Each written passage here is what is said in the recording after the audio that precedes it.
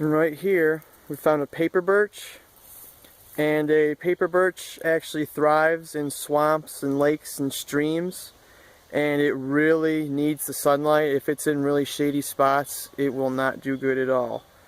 And the bark on the paper birch, in young stems and everything, they're kind of goldish and reddish brown in color, and then when they get older and older they become more of that like chalky white color, as they're mostly famous for.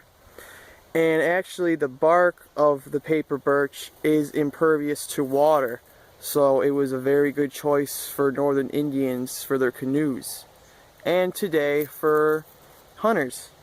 And the leaves of the paper birch, as you can see, they are alternate and simple. They're ovate and kind of blunt shaped, not quite as slender as most other leaves, which is a good distinguishing feature between other birches. And also its bark tends to peel off and such when it gets older, which really no other birch does.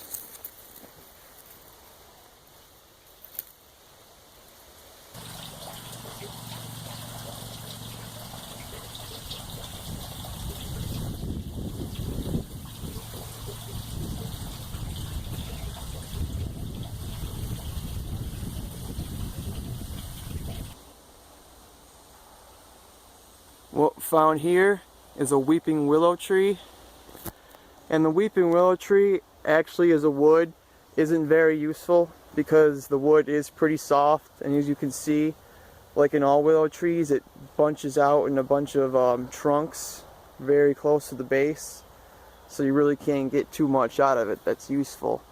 And the leaves of the willow are mostly like every other willow, elongated and serrated. And the weeping willow, of course, has that drooping leaf and stems. And willow trees actually have the chemical salicin in it, which is underneath the bark if you could just scrape that off. And that actually is a good cure for headaches. And that's a weeping willow.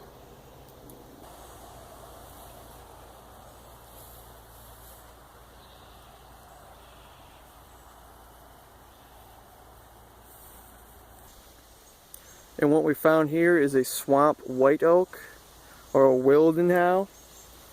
And this tree actually isn't a white oak, but it does have most of the same uses as the white oak.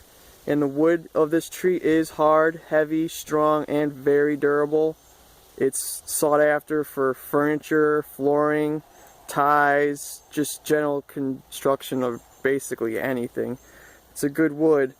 And the bark is sort of that ashy gray in color, and just like the white oak, the swamp white sort of flakes off. And the leaves of the white oak are actually they got sort of the more rounded teeth than the white oak. The white oak has a little bit more of an angle in the lobes. And the acorn cups are actually about the same as the white oak. They're deeply saucered, and all kinds of wildlife eat them. They're very important. All them squirrels just eat the hell out of them. And that's the swamp white.